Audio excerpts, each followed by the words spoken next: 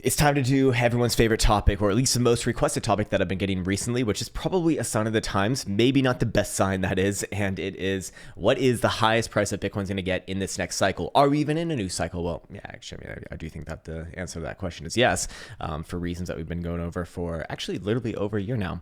But it's funny to bring up nonetheless, and I do want to preface this whole video by saying, hey, look, when we're talking about these sort of things, very, very, very, very far out, I don't trust it all that much. But if you put a gun to my head and you said, Krown, figure this out or die, well, I try to figure it out. It's not worth it, man. Don't kill me. But I suspect that some people are going to be maybe not so happy with this video because, well, their expectations might not align with what I'm looking at. It doesn't mean I'm going to be right about it. Just, I do want to preface this whole thing by saying, hey, this is very far out. Take it for what it's worth, which is maybe not that much, and then we'll go into some more lower term time frame stuff, which yes, I put a lot more damn weight on because it's a lot more proximal, it's a lot more closer, and we can we have a lot better tools for such things. Anyways, first things first, I'm going to get into this chart over here. We'll start off with the most basic of this analysis, which is just looking at a percentage gain from cycle low to cycle high of the past cycles and see what we can find. So as you can see, I've already gone ahead and done this for all of the past 3 cycles. And as you can see, starting off with this first cycle over here in 2011, 2012, basically, we do see that this one did gain a phenomenal amount from the cycle low to the next cycle high, 42,533% basically, on a closing basis, I should say. And I would say that that's rather impressive, yes, but let's put that into context because as the cycles go on, we would expect that as the asset matures, generally volatility is going to go down, and with volatility going down, so do the gains go down over time as well. And what do you know? In this next cycle over here, we do see that from cycle low to next cycle closing high, 66% gain. Still really impressive, but nowhere near what we saw in that first one at 42,500 basically. So already we're noticing, severe diminishment of the next cycle highs. And of course, if we go to the next one, the most recent one that we did see, we can see that this one gained from cycle low to the next cycle high, 1760. So now we're seeing a massive reduction. So not only are we seeing a reduction from cycle to cycle, but the rate at which that reduction is decreasing is getting bigger over time. So what can we deduce from that? Well, first things first, probably wouldn't expect a 1,700% gain. In fact, probably nowhere near that, because we're already seeing this from first cycle to next cycle, we're seeing a diminishment of about 7x.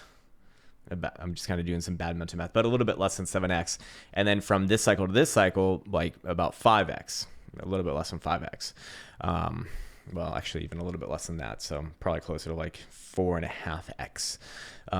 So it probably wouldn't even be reasonable to expect that much compared to that. Now, when we're talking about just in generalities, I mean, expectations are a terrible thing to be having as a trader. And also, it's like, look, we're dealing with fucking big numbers here. It's moved a lot. Like these are insane gains for any other market in the history of mankind. It's just, cryptocurrency people have been spoiled for so long. But let's put this into context. From the cycle low, what if Bitcoin were to gain even 1,000%? Which for reasons that we just went over, I think quite unlikely. That'd put Bitcoin basically around $200,000. What if we saw this diminishment continue? So this one over here, like 6.5x, this one over here, 4.5x. Let's see, let's say, what if it was like 2 or 2.5? So let's just take like 1760 divided by 2. What would we get? We'd get like 900-ish, a little bit less than 900. Where would that put Bitcoin? Like 800. That'd put Bitcoin $155,000. So I think that's starting to look a little bit more reasonable right there, as far as the context of what we do see this one do over time. Anyways, moving on from there, I do want to get into the next point, which is we can look at this from a Fibonacci perspective, which we can do this by essentially just taking a Fibonacci extension from prior cycles and seeing where price kind of ended up over time. You can see this first one over here, big move all the way up to the 2.272. actually pretty much exactly right there, which is rather interesting. We do the same thing over here. And whoops, I did the wrong tool. My apologies. See the same thing over here. I literally just did the same thing. Holy shit, I need some more sleep. There we go. Okay. Now we can see it. Again, this cycle over here, getting all the way up to the 2.72 as well. Very, very interesting. Actually, a little bit less than it on a closing basis. Just to be fair, probably the way that we should be doing things. But anyways, going on to the next one, what did we see? I literally just did it again. Holy shit, I am losing it today. Going to the loony bin. This one only getting to the 1.618. So what can we deduce from this? Well, not a whole hell of a lot, actually. What we can see from it is that, yes, all prior cycles have at minimum gotten to the 1.272 and the 1.618. That is what we can deduce from it. That is consistent with all prior cycles. The first two cycles did get basically to the 2.272. But this one over here diminishing severely, I might say as well, also not going to bode all that well for, explosive, massive astronomical gains on this current one. I mean, I would consider anything above 100,000 as explosive, astronomical, historical gains just personally, but, I understand that maybe I might be in the minority on that one. But anyways, looking at this right here, again, let's put this into context. Let me actually get this on a closing basis.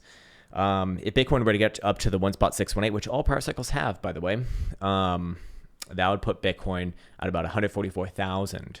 So, all right, now we're starting to see, a couple of consistent things amongst different measurements, percentage gain wise, 155, 1.618 coming in at 144. Again, do we expect like another lesser read than the 1.618 because, it goes 272 over here, 272 over here, then steps down, I would say anywhere between the 1.272 and the 1.618 is probably where we're going to see things close out on the next cycle high. That'd be my best guess as of right now. Is that very helpful? I don't know. Maybe not. Maybe it's completely incorrect as well. I guess only time will tell. These sort of things are just fraught with peril usually, and realistically, the only real reason to make a video like this at this point is for some YouTube views, if I'm being 100% honest. But I've run out of other things to talk about today, so I thought that was a good one to be getting into. Anyways, we can move on now into yet another thing, which is going to be, or do we want? Actually, you know what? Maybe we can take this one step further. I'm going to show off the HPDR cones. Can we do this on a monthly? Oh shit, we can. Oh my god, it is fucking weird looking on a monthly. Wow. Okay, that is something. What's interesting about this, though, I will say, is it does give probabilistic ranges on the monthly going all the way out towards basically the beginning of 2026, February. But if we were to look at this, the 50% of historic returns range would be as low as basically the prior cycle high at 69,000 bucks or just below it. And the top side of the 50% range would be at about 100,000 bucks or just below 100,000 bucks. It's actually very, very interesting right there. If we go out all the way to the 80% range, things get a lot more crazy. I don't think it's that helpful to be looking at, but I do think that it is rather interesting that going all the way out to 2026, which is where I do think this next cycle likely does top out around, maybe a little bit before, maybe a little bit after, but somewhere around 2026. 50% range, which is pretty good confidence, I would say. The low side of it being at 68,000 bucks, I kind of think speaks for itself. High side of it being at 100,000 bucks, I think also speaks for itself. But if we're going to witness a player block blow off top by definition at the end of the cycle, we would expect things to go outside of the 50% of historic returns range. That's when those parabolas do happen. So yeah, perhaps greater than that. Again, very, very, very, very far out. We really won't have a perfect way, or there's not really a perfect way of doing it, but a better way of doing it until things just naturally get closer, which it is what it is. And I need to take a sip of water on that note before I suck the same damn tool for the 100th time. Until then, I'm going to put on the HPDR bands, and we will get to it into a second. There we go. All right. So looking at the bands here on the daily, there are some very, very important things actually going on. First and foremost, we've identified that there has been a break and hold above this 50% of historic returns range. And that's been consistent for 1, 2, 3, 4, 5, 6, working on day number 7 right now.